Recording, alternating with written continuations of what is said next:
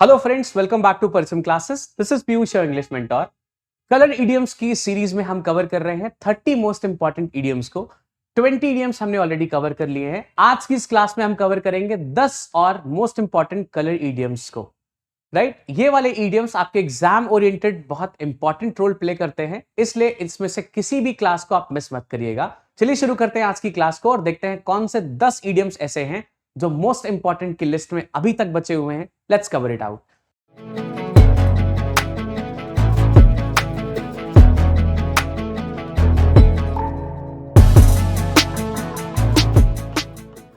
पहला इडियम आज जो हमें कवर करना है, this is in black and white. जब मैंने आपको ब्लैक एंड व्हाइट पढ़ाया था, सो आई टोल्ड यू कि एक दूसरा इडियम भी होता है जिसको इन ब्लैक एंड व्हाइट भी बोलते हैं। ब्लैक एंड व्हाइट का मतलब हमने क्या सीखा था? जो एकदम क्लियर होता है, राइट। अब आ रहा है in black and white. In black and white का मीनिंग बिल्कुल चेंज है। हमने सीखा था अगर यहां से इन हट जाता है, ये ब्लैक एंड व्हाइट का मतलब हो जाता है क्लियर होना, ठीक है। लेकिन अगर ये इन ब्लैक एंड व्हाइट है, आज डिस्कस करते हैं what is in black and white. देखो यहां पे ध्यान से, ब्लैक एंड व्हाइट हमेशा बोला जाता है किसी भी चीज को लिखित में देना, या फिर अगर किसी चीज को हम लिख के देना चाहते हैं, सो मैं कह सकता हूं this is in black and white. अगर आप अपने प्रिंसिपल से बोल रहे हो जाके कि सर मुझे परमिशन चाहिए, प्रिंसिपल ने बोला get me this in black and white, इसका मतलब क्या है? मुझे एप्लीकेशन के फॉर्म में या फिर इस चीज को लिख के दो। समझ आ गया आपको? सो इन ब्लैक एंड व्हाइट ऐसे यूज होता है। इसमें व्हाइट रेफर करता है इस पेपर को, यानी कि बैकग्राउंड को, और जो ब्लैक कलर है वो इस इंक को रेफर करता है। तो व्हाइट कलर का जो पेपर है वो व्हाइट बना रहा है, और ब्लैक कलर की जो इंक है वो इसको क्या बना रही है?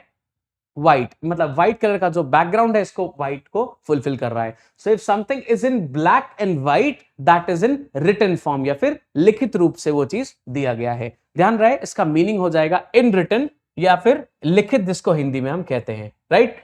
So if it is black and white that is clear, लेकिन if it is in black and white इसका मतलब क्या है? कोई भी चीज जो लिख के दी गई है, ठीक है बात। चलिए नेक्स्ट आता है number 22, that is brown study. अब ये स्पेसिफिकली ब्राउन कलर का ही क्यों होगा? देखो, अगर आप इस इमेज को रेफर करो, देखो ध्यान से, ये आदमी कह रहा है वो पुराने दिन। अब यहां पे ये आदमी जो है ये कुछ रिकॉल कर रहा है। ये आदमी एक्चुअली में नहीं है, ये एक्चुअली में जो रिकॉल कर रहा है वो आदमी ये है।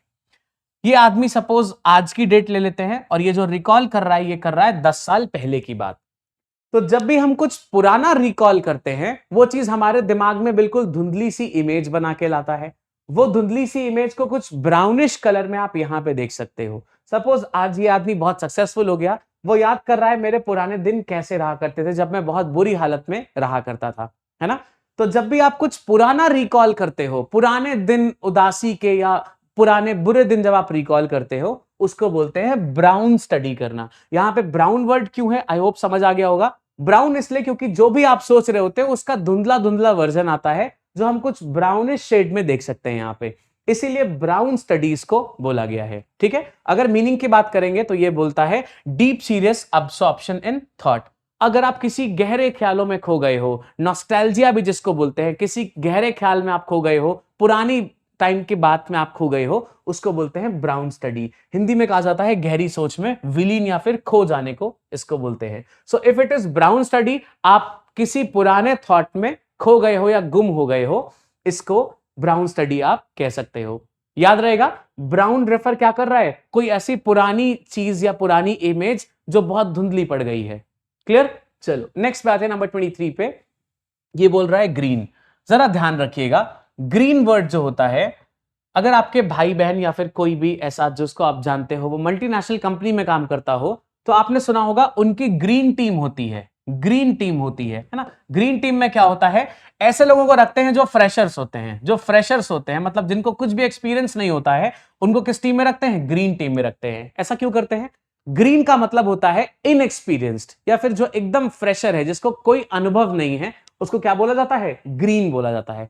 तो अगर आपने किसी को कहा यू आर ग्रीन, इसका मतलब है आपको एक्सपीरियंस बिल्कुल भी नहीं है। समझ गए आप? जिसको एक्सपीरियंस बिल्कुल ना हो उसको आप क्या बुला सकते हैं? ग्रीन बुला सकते हैं। किसी भी फील्ड में ग्रीन हो सकता है। जैसे मान लीजिए कोई ऐसा आदमी है जिसने कभी शू पॉलिश नहीं किया है, और वो शू पॉलिश कैसे कर रहा है? गंदे शूज पे भी ब्रश मारने लगा, गंदे शूज पे पॉलिश लगा दी। अब आप क्या बोलोगे? You are green in doing this, मतलब अभी आप इसमें इनएक्सपीरियंस्ड हो, पहले आप ब्रश से जूते को झाड़ोगे देन आप पॉलिश लगाओगे, है ना, this is what experience is.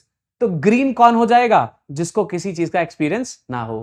Clear, चलो मीनिंग देखते हैं। यहां पे देखिए ये एक लड़की है, अब कुकिंग करने तो ये आ गई और लिखा है यहाँ पे पापा की परी है, शायद ये पापा की परी, और हेल्प चाहिए इसको, कुकिंग करने आ गई, सारी चीजें भी हैं, एप्रन भी पहन लिया, कढ़ाई सिर पे ओढ़ ली है जस्ट बिकॉज, कैप नहीं पहनी थी, कढ़ाई सिर पे ओढ़ ली जस्ट बिकॉज कुछ बना नहीं रही है एंड शी नीड्स हेल्प। तो शायद ये ग्रीन है, इस चीज में इनएक्सपीरियंस्ड है, इसलिए इसको हम ग्रीन कह के बुला सकते हैं, राइट। देखो यहाँ पे मीनिंग में क्या आ जा रहा है, इनएक्सपीरियंस्ड या फिर नोवाइस जिसको बोलते हैं, हिंदी में दिस इज अनुभवहीन। इसका एक बहुत इंपॉर्टेंट वर्ड और भी है जिसको बोलते हैं न्यूबी। नोवाइस का एक सिनोनिम भी है जिसको बोलते हैं न्यूबी। न्यूबी का मतलब भी होता है जो नौसिखिया होता है या फिर जो इनएक्सपीरियंस्ड होता है, जिसको कुछ नहीं आता है, उसको आप इनएक्सपीरियंस, नोवाइस या फिर न्यूबी कह सकते हो, राइट। तो इनको फिलहाल अभी सीखने की जरूरत पड़ रही है, इसलिए शी इज ग्रीन। फाइन, चलो नंबर 24 पे आते हैं। Grass is greener on the other side.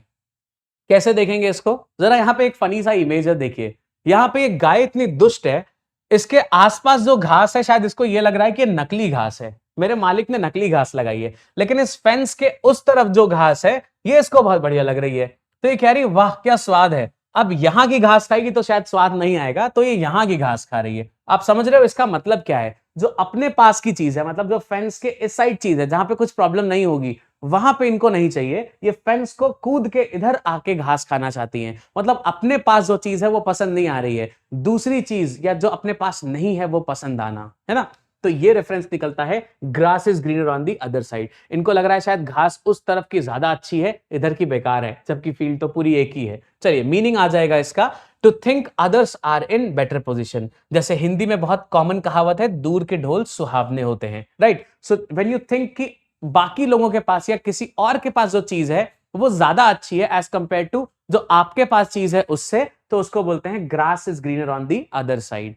Hindi में इसको दूर के ढोल सुहावने बोला जाता है। मम्मी लोगों से आपने सुना होगा ना, कई बार वो ताने मारते हुए भी ऐसे बोलती हैं कि दूर के ढोल सुहावने लगते हैं, जब ऐसा हो जाएगा तो नहीं लगेगा। मान लो अपने कंप्यूटर की फरमाइश की कि अगर कंप्यूटर होता तो ऐसा होता वैसा होता, मैं ये करता, मम्मी ने बोला दूर के ढोल सुहावने लगते हैं, अपने पास आ जाएगा तो यूज भी नहीं करोगे। तो ऐसे रेफरेंसेस में it is grass is greener on the other side.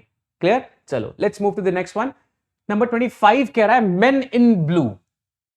अभी हमने व्हाइट कॉलर भी सीखा था, हमने सीखा था ब्लू कॉलर क्या होता है। Now what is main in blue.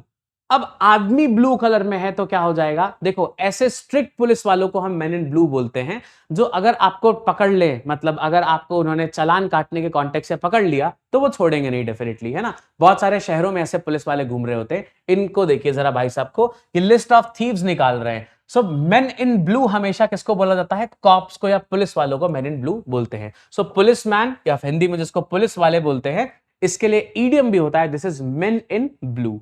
ठीक है, ये यूनिवर्सल ईडियम है, मतलब हमेशा आप हर जगह यूज कर सकते हो, इररिस्पेक्टिव कि आपके शहर या आपके देश में कैसा कलर का वर्दी इनको अलॉटेड है। If it is main in blue it is about a policeman. जैसे कॉप्स हम जनरली बोलते हैं पुलिस वालों को, कॉप्स थोड़ा सा स्लैंग होता है बट नहीं यूज करना चाहिए। वैसे ही मैन इन ब्लू किसके लिए यूज करते हैं, पुलिस वालों के लिए। So if you address somebody as a man in blue, कौन है वो, पुलिस वाला है। ठीक है, चलो हमारे यहां खाकी वर्दी होती है but still it's not men in khaki, it's men in blue, मतलब पुलिस वाले लोग। फाइन, चलिए नंबर 26 पे अगर हम आए, दिस इज ब्लैक मार्केट। अच्छा, काला बाजारी किसको बोलेंगे, अगर वो काला बाजारी होगी यानी कि कुछ ऐसी चीज बिक रही होगी जो लीगल नहीं है, कुछ इलीगल बिक रहा होगा। आपने सुना है टैक्सीडर्मी के बारे में। टैक्सीडर्मी क्या होता है, ऐसा चीज जो स्किन को निकाल के बनाया जा रहा है, जैसे क्रोकोडाइल की स्किन से कुछ बनाया, शेर की स्किन से कुछ बनाया, ऐसी चीजें जो बनाते हैं उनको क्या बोलते हैं, टैक्सीडर्मी के प्रोडक्ट्स बोलते हैं। टैक्सीडर्मी का मतलब होता है स्किन से या लेदर से कोई चीज को बनाना। अब यहां पे आप देख रहे हो इस मार्केट में कई सारी ऐसी चीजें रखी हैं जो काफी एंटीक हैं, तो इनका जो बाजार होता है इनको क्या बोलते हैं, ब्लैक मार्केट। कौन सा मार्केट है ये, ब्लैक। क्यों ऐसा है, क्योंकि यहां पे ऐसी चीजें बिक रही हैं जो शायद इलीगल हैं। तो ब्लैक मार्केट ऐसी जगह को बोलोगे जहां पे क्या चीजें बिकती हैं जो लीगली अलाउड नहीं है, मतलब इलीगल सामान बेचने वाला जो मार्केट होगा that would be termed as black market. Hope this is clear. तो काला बाजारी या फिर ब्लैक मार्केट इन चीजों को बोलते हैं। Business of buying illegal things, यहां पे इलीगल के बाद में क्या है बेटा, थिंग्स है, इस इमेज से हाइड हो गया है। बिजनेस ऑफ बाइंग और सेलिंग इलीगल थिंग्स, इसको बोलते हैं काला बाजारी।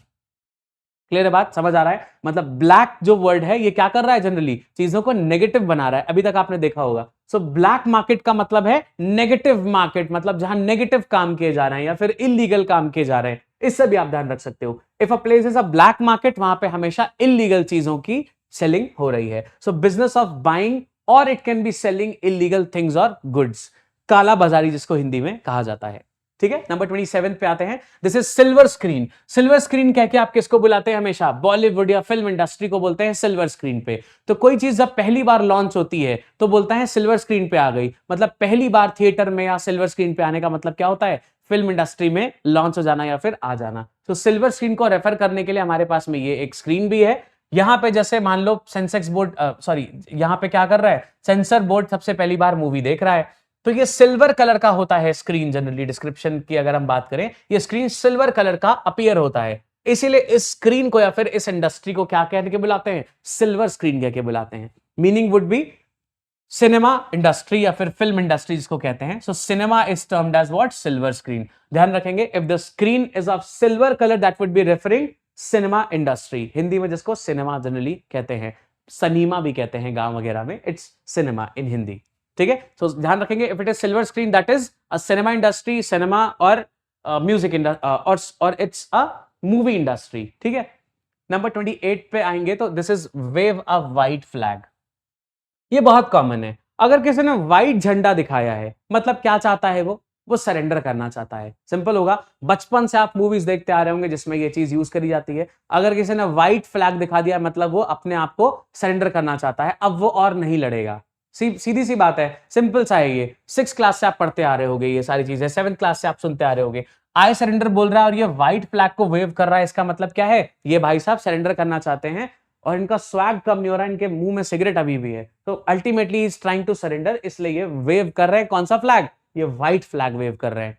तो व्हाइट फ्लैग को सिग्निफिकेंस माना जाता है जब हम कभी भी सरेंडर करना चाहते हैं किसी भी चीज से, राइट? जैसे कोई आदमी प्रिपेयर कर रहा है 6 सालों से, और वो प्रिपेयर करने के ड्यूरेशन में क्या करता है? दिन भर घूमता रहता है, बिल्कुल पढ़ाई नहीं करता। लेकिन 6 साल के बाद जब सिलेक्शन नहीं हुआ तो उसने क्या बोला? आई वेव अ व्हाइट फ्लैग। तो एक्चुअली में वो क्या कर रहा है? प्रिपरेशन को छोड़ रहा है, अब आगे वो कंटिन्यू नहीं करेगा। तो अल्टीमेटली करना भी नहीं चाहिए, क्योंकि अगर 6 साल से सीरियसली नहीं पढ़ा है तो अब तो पढ़ाई शुरू हो भी नहीं पाएगी, राइट?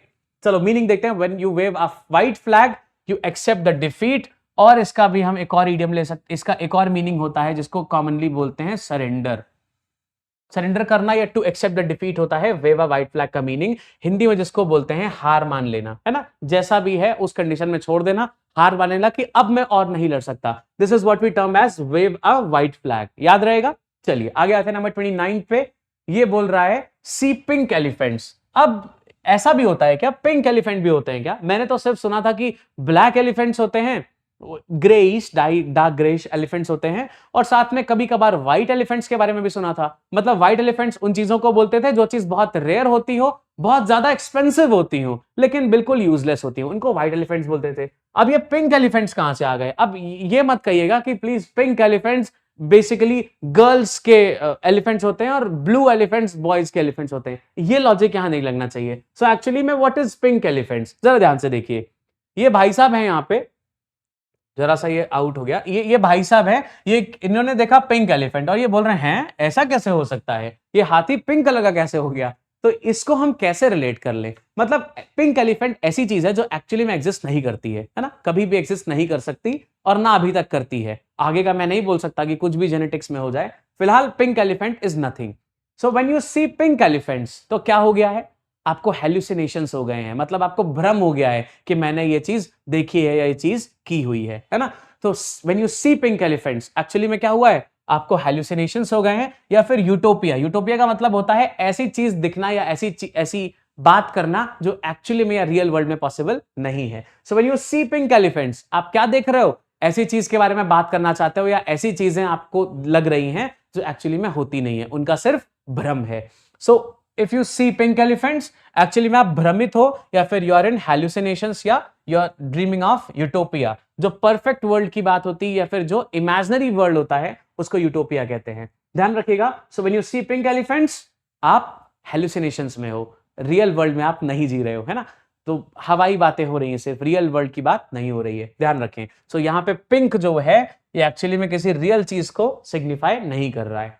नंबर 30th पे इस सीरीज का लास्ट इडियम होगा all that glitters is not gold. बहुत सिंपल है, बचपन से आप पढ़ते आ रहे हो, यहाँ पे गोल्ड कलर की बात हुई है। देखो यहाँ पे कैसे फ्रॉड हो रहा है, ये पत्थर बनाए जा रहे हैं गोल्ड के। कैसे बनाया जा रहा है, एक कोई ऐसा पेंट लगा रहे हैं जिसके बाद में पेंट उछड़ेगा तो नहीं, लेकिन फिर भी लोग क्या समझेंगे कि ये पत्थर है, ये क्या है, गोल्ड का पत्थर है या गोल्ड है ये। अब यहाँ पे क्या है, जो दिमागदार होगा वो क्या करेगा, पत्थर को तोड़ेगा और देख लेगा। तो अल्टीमेटली जो भी चीज चमक रही है वो जरूरी नहीं है कि वैसी हो जैसी उसको दिखाने का कोशिश हो रहा है। Meaning is attractive things are not always valuable. जो चीज अट्रैक्ट कर रही है जरूरी नहीं कि हमेशा उसका वैल्यू हो। अब वही वाला पत्थर आप ले जाके अगर सोने की दुकान पे बेचोगे तो क्या उतना पैसा मिलेगा? सोनार तुरंत पहचान जाएगा कि अल्टीमेटली वो कुछ भी नहीं है, ऐसा सिर्फ पेंट हुआ है। ये कहना ये चाहता है कि कोई चीज ऐसी जो अट्रैक्ट कर रही है, जो हमेशा अट्रैक्टिव लग रही है, जरूरी नहीं कि वो हमेशा उतना वैल्यू हो उसका, वो चीज बेकार भी हो सकती है, राइट। सो इसीलिए ट्रैप में मत फंसें और किसी भी बुक को कवर के बेसिस पर जज ना करें, ये भी बात कहनी चाह रहा है ये। नेक्स्ट इसका हिंदी मीनिंग देखेंगे तो हर चमकती हुई चीज सोना नहीं होती। हिंदी का बहुत पॉपुलर कहावत है ये, हर चमकती चीज सोना नहीं होती। अगेन आप मम्मी लोग से ये चीज को सीख सकते हैं, right. So all that glitters is not gold, इसका मतलब क्या है, अट्रैक्टिव थिंग्स जो होती है वो हमेशा वैसी नहीं होती है जैसी वो दिख रही होती हैं। सो इसीलिए बी अवेयर, थोड़ा सा इंटेलिजेंट बनिए इन चीजों में। चलिए, सो ये 30 जो इडियम्स हमें करने थे कलर बेस्ड, ये कवर हो चुके हैं। सो आई होप आपको ये सारे समझ आए होंगे। अगर समझ आए हैं तो show us through a like. Next class में मिलेंगे with some interesting things. Thank you.